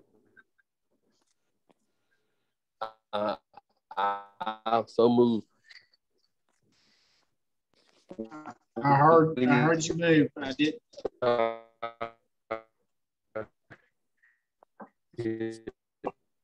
Mr. Franklin, you're breaking up. Is your motion to suspend the power on?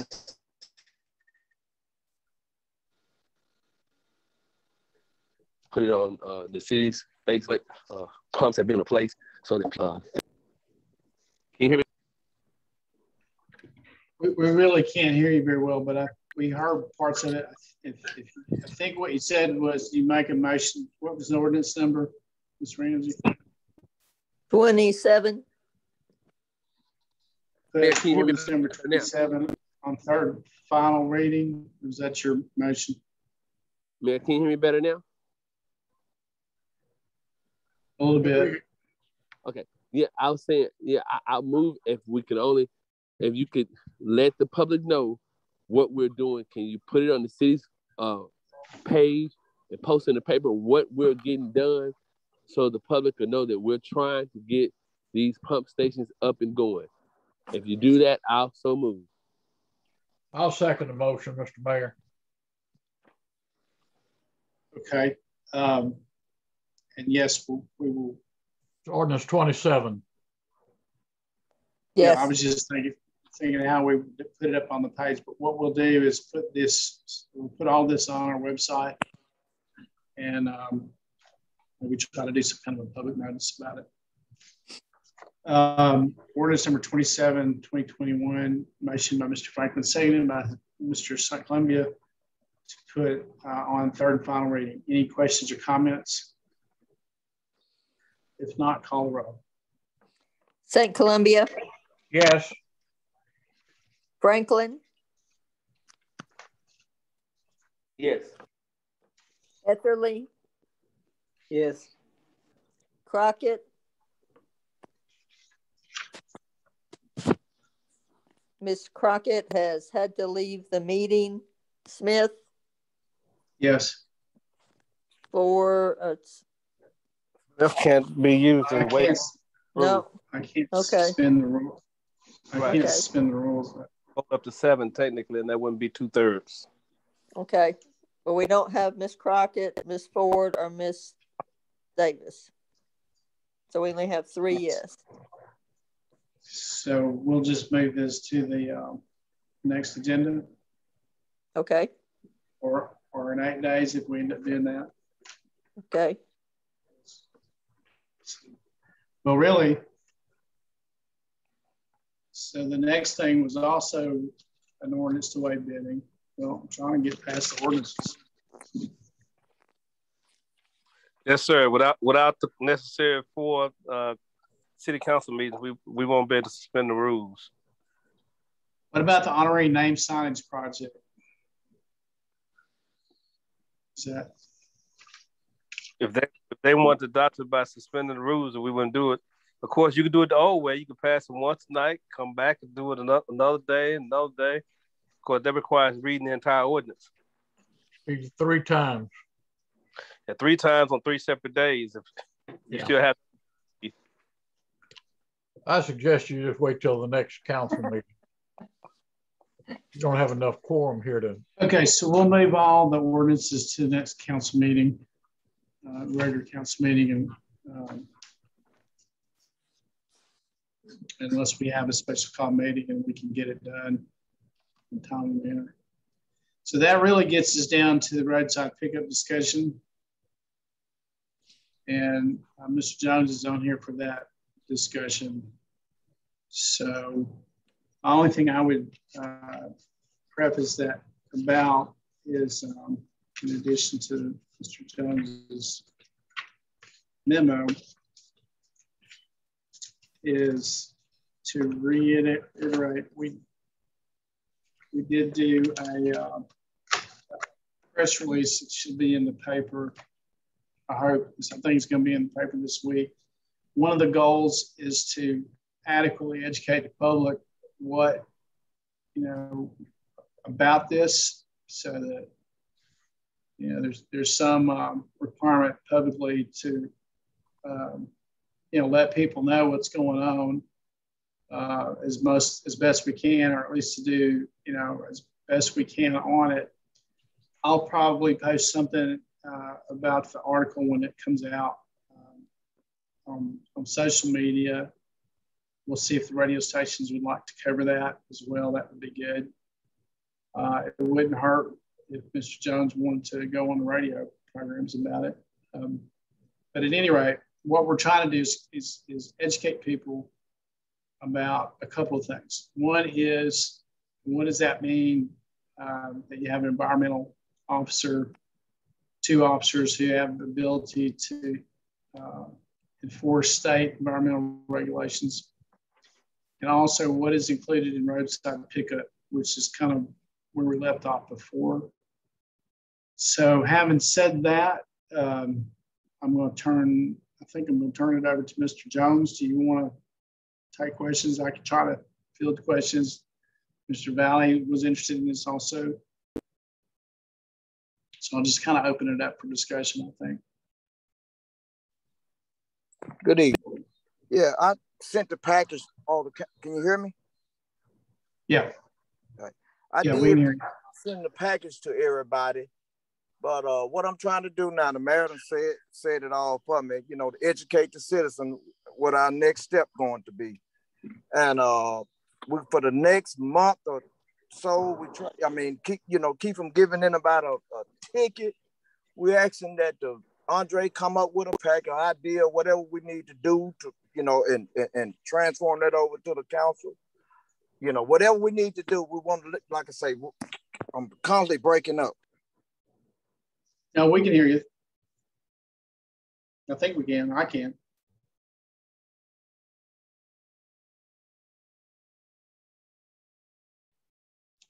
He's mute. Mr. Judge, you're on. There you go. Yeah. Our do's and don'ts.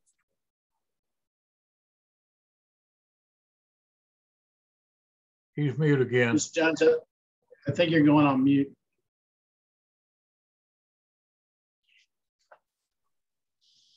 Okay, I'm here. Mr. Valley is supposed to be getting an ordinance together for us. Mr. Jones, a city council member, as it relates to the ordinance, I need direction from the council because this still ultimately is a council decision. When I went back and spoke with Ms. Ramsey about it, the ordinance is silent as to what we pick up. The city used to have a class 4 section of landfill, but when we did the new sale after we merged the 2 into 1, where the city used to pick all that stuff up. However, the city council has to make some decision as to, first, if we are going to pick it up. Second, is there additional charge? Those type of things. Those type of direction I need, because the public assumes that whatever they put on the side of the road, the city pick up, because that's what the city has always done. We need to establish some policy as to which way we're going and how we're doing it. I understand that Mr. Jones and Mr. Williams are environmental officers, and they have the capacity to cite people. But also we have to balance that with, okay, what exactly is the citizens paying for it? If the council would provide clarity and say, hey, these type of things you're going to have to pay for, these type of things we'll continue to pick up, or the city going to continue to pick it all up, they need clarity on that. So that Mr. Jones and Mr. Williams can go forward and issue citations and everybody be on one accord. And instead of us going in circles as, well, this is covered, but this is not covered. And this is covered, this is not covered. The ordinance, again, is silent on this. I think it was an assumption by people that we'll pick up this, but we won't pick up that, and based on tradition. But what has happened is the process has been perverted in Canada, because people come in and hire contractors tear down trees and houses and other things, just lay it on the side of the road. And so that's the type of things that's going on, and people just expect the city to pick up whatever they put on the side of the road. So the city council, what I need, and Mr. Jones and the mayor, and need is for direction as to what type of things are the city going to pick up, what classes of items are we going to pick up, and what are we not going to pick up? Is there going to be a fee for picking up these things? Because the money that they pay right now, it does not provide clarity as to what all the city is agreeing to pick up on behalf of the citizens and what they are not. Well, and I just did some clarification in this press release, which I think is going to be in the paper tomorrow. I understand that part. But the city council has to adopt a policy as to, okay, are they going to adopt that as part of an ordinance? That's the kind of thing I need so that we can have clarification. I understand the mayor's office, if you had your druthers, you would do this immediately. This is what I think we should be picked up. But the council has established policy as to what the city's position is as to what we're going to pick up and what we're not going to pick up, and what acceptable waste and not acceptable waste to put on the curb. No, I'm sorry. If I may, Mayor, Mr. Valley, if you remember in the Hollywood administration, when we passed, if I'm not mistaken, when we passed the increase on the water bill, we said that, you know, they'll pick up couches. There were a list of things we had did back in the Hollywood administration. If Mr. Ethley and Mr. St. Columbia can remember, that's how we got the increase to the sanitation, you know, from because like 15 to 29 or 30 now, but that was how we did it because they were going to pick up everything. And then that's how we did it. If I'm not mistaken, that's what I remember, because that's how we passed the increase to the water bill. We were looking at how many, because I think at the time they said how many times a week we do it. It's like, well, for this rate, and we would do this on the same day, but if you saw a couch, if you saw anything like that, we'll pick it up. If Mr. Vab, you remember, I hope I'm not the only one, but that's what I remember back then, man, when we passed the increase. Now, I think the increase was passed with this mayor. I think that I thought we did the sanitation and the water with Mayor Smith. I don't think so. If I'm not mistaken, I don't think so, because at that time, remember, the mayor hadn't came in, because we were talking about remember Mr. Jones had us to get. Mr. Jones was concerned about it at the time. Remember the Pines Apartments, First Step Apartments behind Human Service Building. We did that back in the Hollywood administration. I think, if I'm not mistaken, that's when we did those, because remember we had got a survey. You know, they had somebody from Arkansas Rural Water to come in. If I'm not mistaken, now, I mean, a lot has happened to me over the years, so I'm not trying to discredit Mayor Smith. It was him, because a lot has happened in the past 4 years to me. So I remember, if Mr. Jones, he should remember that's how. Remember, we got concerned about Walmart, and we got concerned about the hospital. Where were they taking their waste to? Mm-hmm. If I'm remember, because we did all that to try to see Mr. Jones. Like we needed a.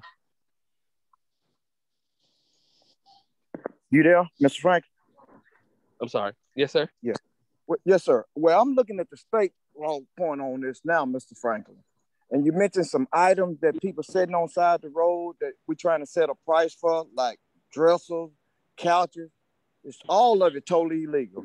Now, I know the city's got an ordinance of what they pick up. I'm not familiar with that ordinance, and I hadn't seen one saying that we are required to pick up. Ma'am? Hello? There's somebody else. Go ahead.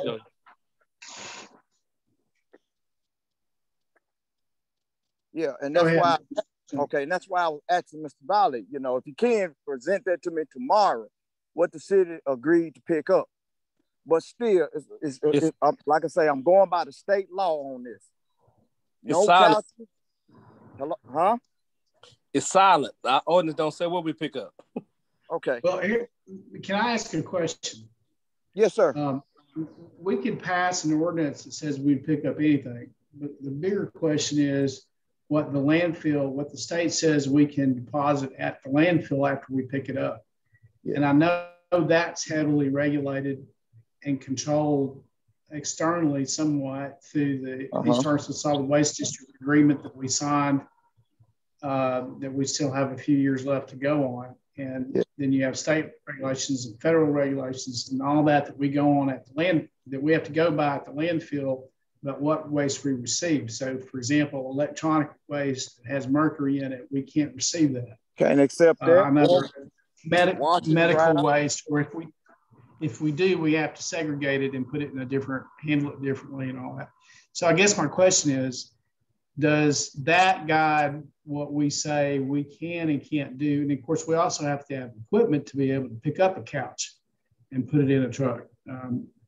But before we get to the question of whether we can practically do it, is there are there laws and regulations? Well, I know there are, but what do the laws? I'm going to go ahead and tell you,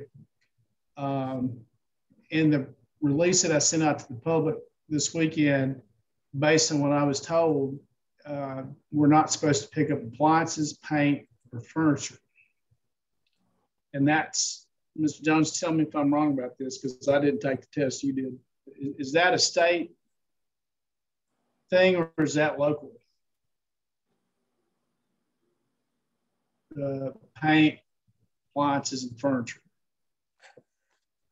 One of the things, if I may be clear about what I'm saying, is this. I understand what the law says about what we pick up. The thing I'm saying is something else in this sense. Citizens are going to perceive, if the city council doesn't show it, citizens are going to perceive that now I'm being charged for this, and they didn't know why they're being charged for this, when the city has traditionally picked up everything that's on the side of the road. That's the part I was asking the city council to chime in on, because the city has always paid it out of the funds. If the city's not going to do it anymore, then that's the one thing that needs to be clear about it. And I understand we're talking about two different things, because when Jones is saying, well, they shouldn't be able to put it on the side of the road, we should be able to write a citation for it. But we have built in 100 years of people, the city saying, the waste, we pick it up at the curb. You get it to the curb, we get it from your curb. And that's what we've always done.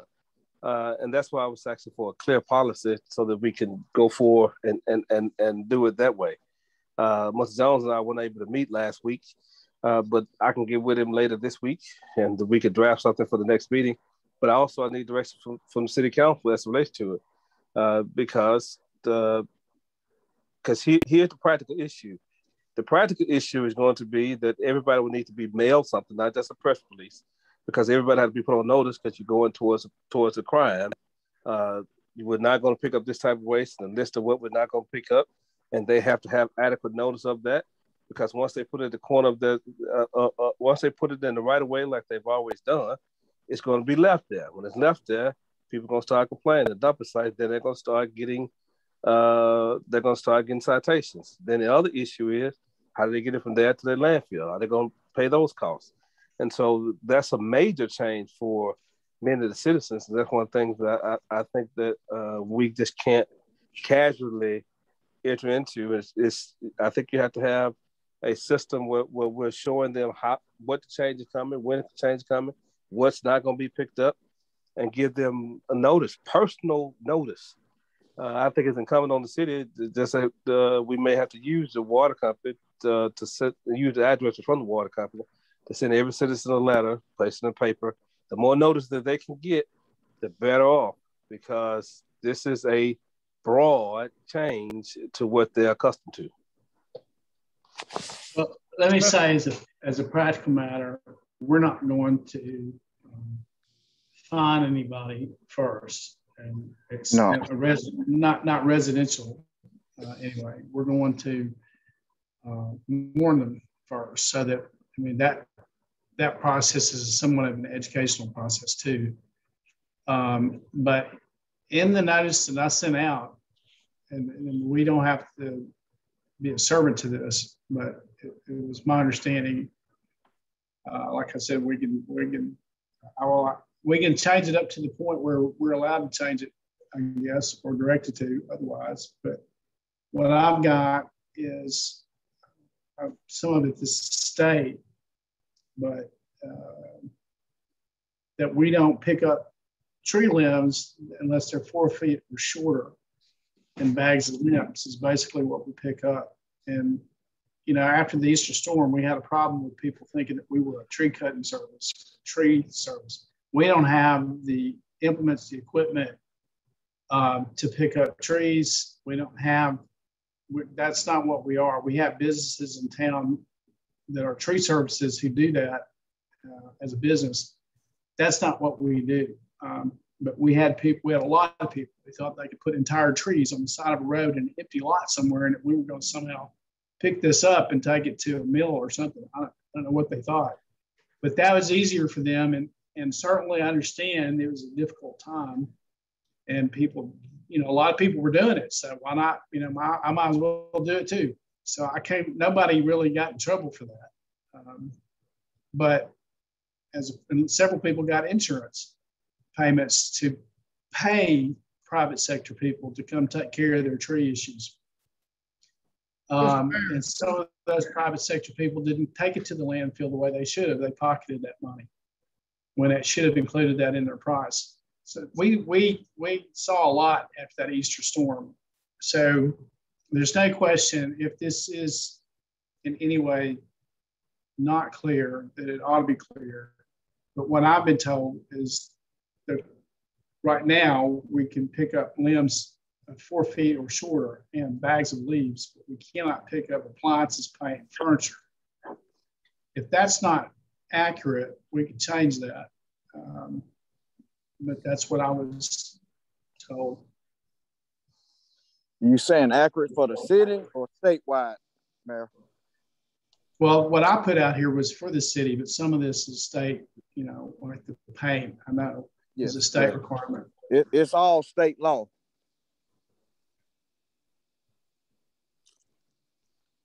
I mean, Mr. Valley did mention about drains being stopped up. Most of you ride around, like I go over 11, some areas, that's exactly what you're gonna see. Either a chair or a mattress in the drain. Most of your ditches that we got to pull out. In this notice, it also mentions that illegal dumping and similar environmental violations, which really means dumping. Believe it or not, we have cases like this. I don't even want to tell you what kind of liquids they were, but it was pretty disgusting stuff that people would be paid to haul for hire, and they bring it either into the city limits or in the city limits and dump it in a remote location rather than paying their fees that they're required to do by state law in disposal of some of these things. And while we're talking about the dumps that we all see on the side of the road, there's also been a fair amount of illegal dumping of liquids that are dangerous because those things seep into your water supply. And if they're burned, they get into your air supply. That's why they're federal state laws. Anyway, the violation for that can be up to $5,000 for every day you're not in compliance. Now, that is not a local law. That is a state law that we've never been able to enforce locally because only maybe one person, I was told, in the city or in the county even could enforce that. But mainly it was enforced by the solid waste districts, and they have one licensed person that can't possibly do that everywhere. And when I learned that, I was pretty surprised that you could have so much illegal dumping go on and virtually unenforced. So when Mr. Jones and Mr. Williams got licensed, that's a big thing for our community because now they can go out here to these illegal dumps you do see, but also some of them you don't see are even worse. And if we can, and with cell phones today being what they are, and other technology, it's a lot easier to actually catch this. And it's dangerous. I mean, it's dangerous. So I want to congratulate Mr. Jones and Mr. Williams for going through the trouble that I'd sent them up there and we paid for their classes and they went in my direction, but they didn't have to do it. They're not getting paid extra to do it. And they passed their tests and were sworn in by a state judge. I'm proud of them. I'm proud that we're one of the only cities that can even do this. So that's probably the biggest thing I want the public to understand. But on the city side of this, I completely agree. We need to adequately educate our citizens and our customers what is included and what isn't included in their roadside pickup, because eventually we will have to enforce it because some people won't do it until it is. But I'm for sitting it out with water bill list, whatever we have to do. I'm just not really clear because I've heard so many different things about what it really is. I'll be quiet. Well, I think, Mayor, thank you. I think the thing is, I don't think anybody's clear. That's the issue. Many of us were privy to the conversations, but the conversations were not made part of the ordinances. And so while there was discussion about rates and what we pick up, et cetera, the intention was we just pick up whatever's on the side of the road, and people talked about it. And it was without saying that okay, we're picking up whatever put on the side of the road. Part of this conversation, we have to make a clear distinction between the illegal waste sites and the people putting stuff on the side of the road. The illegal dumping, all that, of course, we can go ahead and do all that. But what we've been discussing, is a very narrow thing. It's what comes from the person's house to the right of way in front of their house. That's the narrow thing that I've been talking about, not all the other things where we need to go ahead and do the enforcement. And I congratulate Mr. Jones and Mr. Williams on doing it. Congratulate you on getting it done, them becoming environment officers. But the only thing I was saying for clarity's sake is we need to understand, and the citizens need to understand what the city would pick up and what it would not pick up.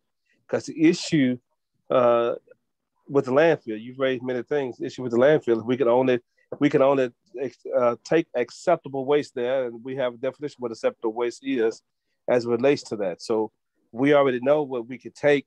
The Public Works Department know what could be taken to landfill, what could not be taken to landfill. And so, but my only very narrow thing that I wanted the council direction on is exactly what are the citizens paying to pick up, what things are covered within that. Are we saying that all acceptable waste goes to landfill, the city's just gonna pick it up and continue to do it?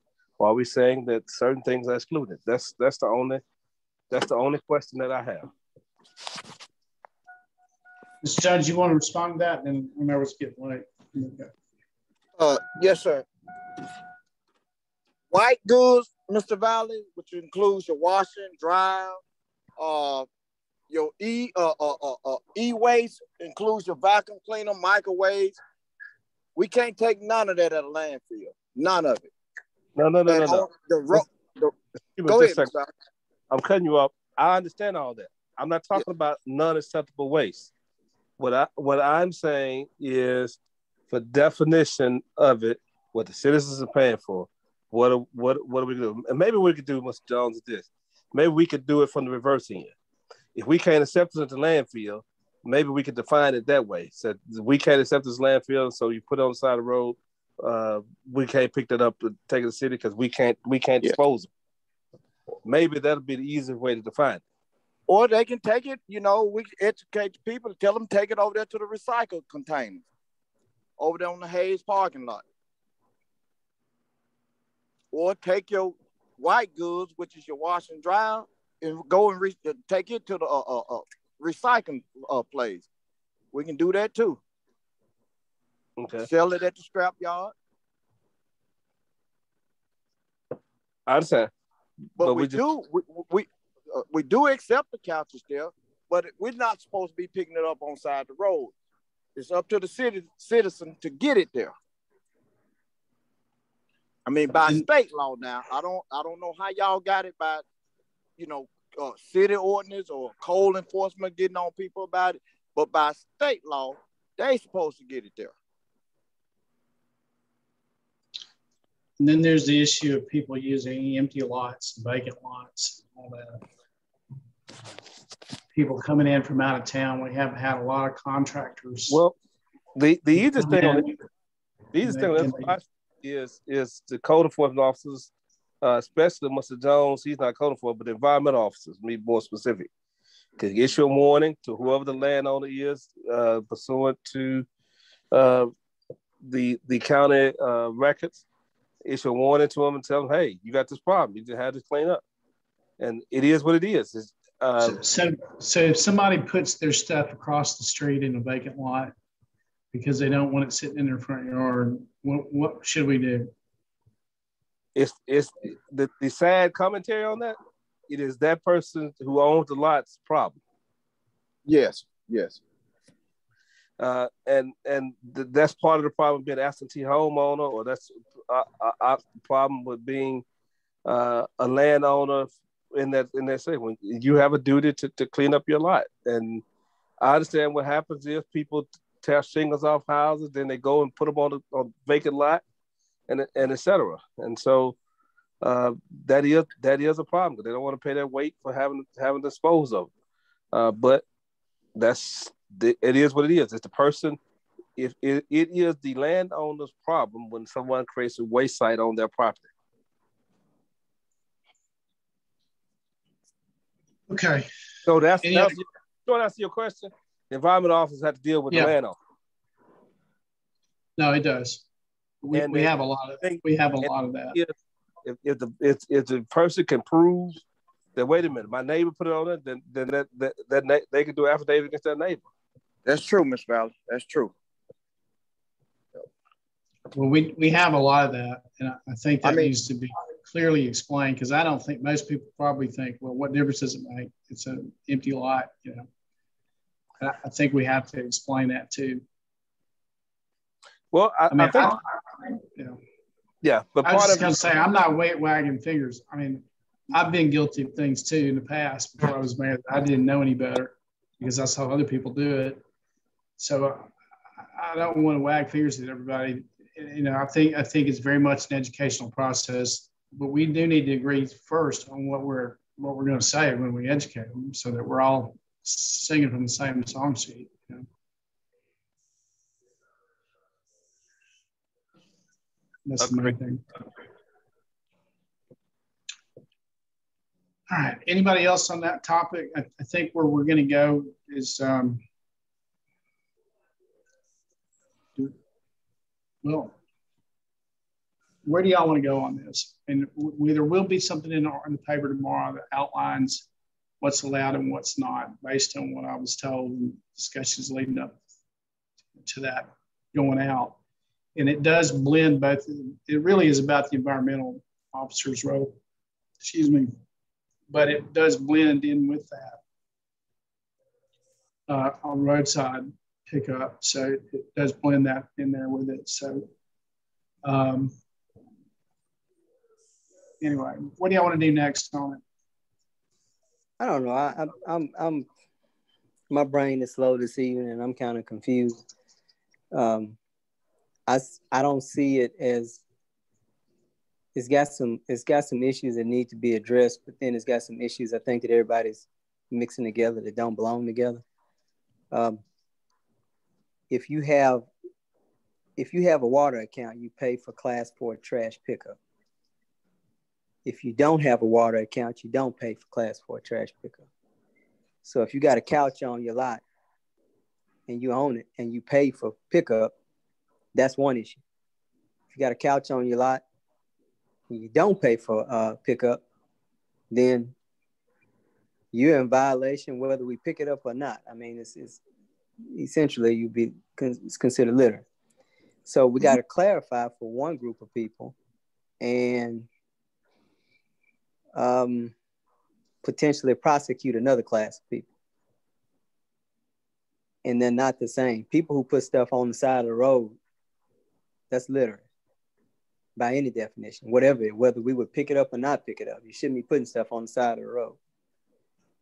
But if we got stuff on people's property, I think the first question is, does this person have an account? If they have an account, you gotta address people with accounts one way, because we picked up things in the past. And so the question now, and this is where I'm confused, what are we not able to pick up anymore?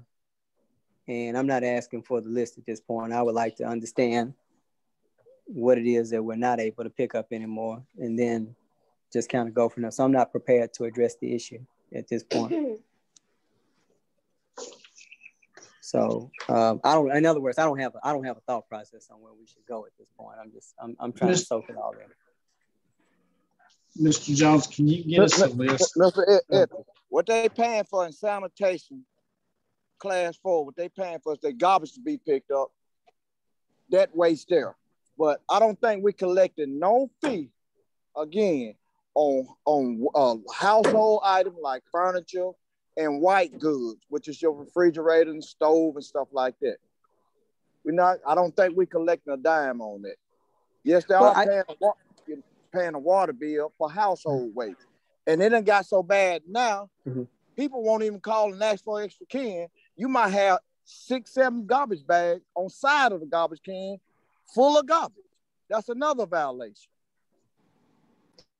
I mean, I hear what you're saying. I'm just going back to initially when we started doing all this stuff. Yes, sir. I'm not looking at an ordinance. I do not have one in front of me. I don't know if we ever defined what class 4 was, but class 4 was not traditional trash. And I know sanitation did not ever pick up loose garbage bags, or at least they were not supposed to pick up loose trash on the side of the road. So your trash had to be in the can. You had to pay for every can that you had. So that was supposed to be addressed in the beginning. Maybe we got away from it over time. But what I'm saying is, what is class? What have we? Do we ever define class 4? And if we didn't, what is it?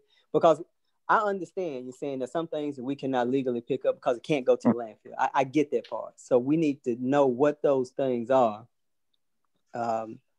Like I'm hearing 4-foot limbs. Well, okay, how do we get to 4 feet? And if there's some state law behind it, then state law was yes, they do require any kind of debris like that, limbs, got to be cut 4 foot for us to take it at the landfill.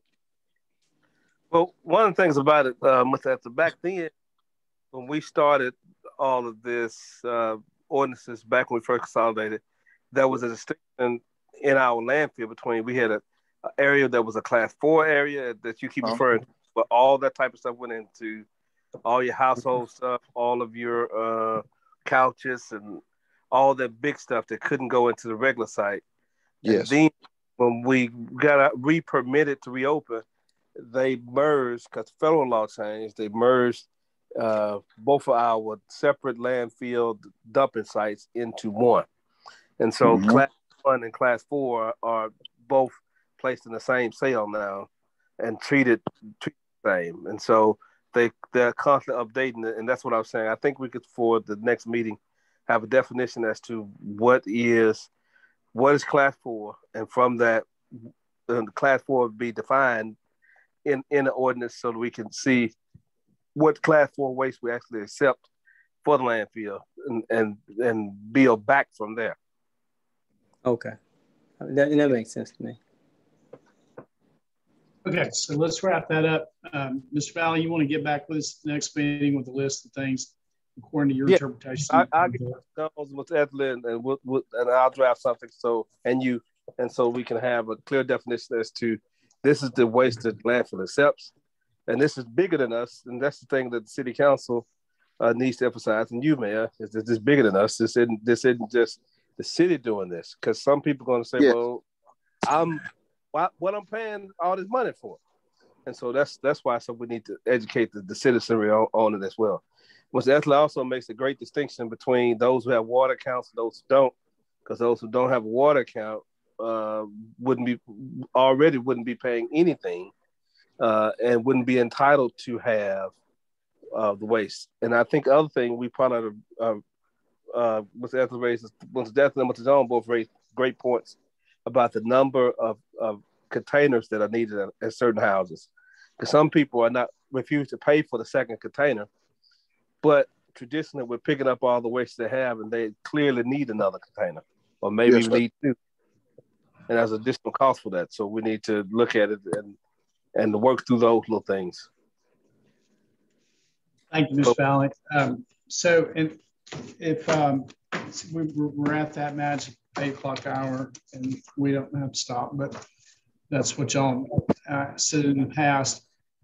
On the issue of the interlocal agreement, could you also, since we can't pass ordinances either, can you also bring just an updated version of that interlocal agreement ordinance? Which one? The one that you put in the packet from 2002 or something like that. Oh, that's the current one. That's the current one from the county. What the county says, the only thing we have to do is type it up whenever jobs we have And this, if the city council approves it, would just do a contract with them based on that. That is the contract the county used for all contractors. Those numbers and all that. Okay. So we just do we need to update it generally, or do we need to update it on specific every time on a specific project? So I know we did one on the Walton grant. On the specific project, if it's over $5,000, that's the only thing that you would need to prove on. Otherwise, it's just a contract. You see what I'm saying? Yeah. That ordinance provides the entire language of their contract, except for the entire language of their contract, and shows the rates, and their rates haven't gone up since 2002. And so let's charge $40 for one of the men. But their rates are quite reasonable considering they hadn't been updated since 2002. Okay, so can we? So we really don't. We can't pass an ordinance anyway. We don't have a specific one, but we might have one on this issue, on the ditch issue by next week. So maybe that'll be our first project. Right, and I just want to find the council in local agreement. The judge hadn't got back with me, but it'll be on the court agenda next week and be on our agenda the following week, relating to the clerk's office. All right. Any questions about that? Hey man, before we go, I just got one thing. Would you, they had a. And I tried to make sure we talked about it earlier. On those trucks that's going down Pontotoc Street and St. Francis Street, we got an ordinance in place, and I was trying to see, can you make sure that ordinance is being addressed over there, because those trucks are still going down there. I know we talked about it earlier. Mr. Valley, can you just brief us on the status of that ordinance? Mr. Lee could represent. We were sued over that ordinance by them, and they got a federal injunction on that ordinance, so we're not enforcing that ordinance at all right now. And Mr. League represents us, and I need to get back with them to see what the status is, because the mayor and I talked to them several times about other litigation that may be possibly brought relating to that, and they were supposed to get back with us, and I guess we need to get back with them, because the federal judge issued an injunction relating to it because of the issue with it, the weight of that ordinance. The trucks now are all basically more just a regular pickup truck. The pickup truck you drive, Mr. Franklin, is illegal to drive down the roads if we enforce that ordinance. Okay, but because see the people on Pontotoc and St. Francis Street, they got an ordinance. I mean, they got a sign up, no 18-wheelers. And, right. and those people cannot get down their street. There's so much conjunction there. Right. And I mean, and they're asking questions. And, I want to make sure that I bring everything somebody brings to my attention so that they'll know that, hey, we're not letting it fall by the wayside. So I was trying to see what can we do? Because Reverend Robinson had reached out to me about that issue. And I want to make sure that the people on St. Francis and Pontotoc are and they know that we hearing their concerns and not just leaving them out there, because they don't know we have an injunction on that. So I think that, Mayor, if you will, and I will as well, because I think when Robinson may be on the line, or they should be on the line, but I think we should reach out to them to let them know, hey, this is what stage we're at. And sometimes that frustrates people when we don't, I know we have a lot of things going on, but sometimes we should reach out to people and say, hey, this is going on. We have not forgotten about you. And in these trucks, I mean, we have had that road fixed and had gravel put down the road and all sorts of things. And I just, Mayor, if you would, Reverend Robinson, reach out to the people on Pontotoc, because there's beautiful line churches over there, as well as New Light Church, Mr. Valley pastors there. And there's people live down there, and they want to have a nice road, and they was going wading through the mud and stuff, trying to get to church and stuff. So they tearing it up. We kind of need to do something. Well, that's one of our concerns. Yeah. The mayor has sent a letter telling them to cease and desist, and what happened, they had sued us, and Arkansas Municipal League represents us on it, and It's in federal court, and I don't have any updates to tell you on as to what status is. But we can't enforce ordinance right now, and that's what the problem is. Let me update you a little bit, and then we've lost our quorum, so I'll adjourn the meeting after that, and we can pick this up later. And I just, while we were talking, sent another email to Laney Richmond, who was the lawyer on this, and copied you also, Mr. Valley. But the judge in federal court basically said that if we held a hearing, he's going to rule against us because the ordinance was outdated and outmoded for the size of vehicles, just as Mr. Valley said. If you'll recall, I think it was Laney Richmond, was the lawyer. Yes, that's correct. Is that right? So he got on and we repealed that old ordinance that the federal judge said basically was not enforceable. And so he basically, and I sent a letter to them and told them, and we did stop truck traffic. And since Reverend Robinson's on here, I did tell him all of that. We stopped truck traffic on Arkansas Street in those roads. Then they won temporarily in federal court. Municipal League representing us recommended that we repeal it. The council did repeal it. And now we're awaiting a new updated version of an ordinance that we can use. And I have asked for updates on that a couple of times. He recently got married. He's had some things going on in his personal life, but I just emailed him again. So that's the status of that. And I not only agree with you, I've made all those people mad at me because I told them, and we put up signs. If you'll remember, we put up road signs that said no trucks allowed, and we stopped it for a while. But then when we lost in court, they literally covered those signs up. I was pretty unhappy about it at the time, and I'm very unhappy about the damage they've done to those roads over there. Yes. So again, I think we're all in agreement about it. We're waiting on the municipal league to give us guidance on a replacement ordinance. But listen, it's after 8 o'clock. We lost our quorum, and I want to apologize to Mr. Patterson, who I told we would discuss his pay raise tonight, and we didn't get there. So anyway, so that we'll put that on the next agenda as well. So if there are no other, well, we have no other business because we've lost the quorum. So anyway, thank you, and thank you for all the guests and visitors who attended tonight. And otherwise, unless we meet in 8 days, we'll see you in 2 weeks. Thank you. Good night.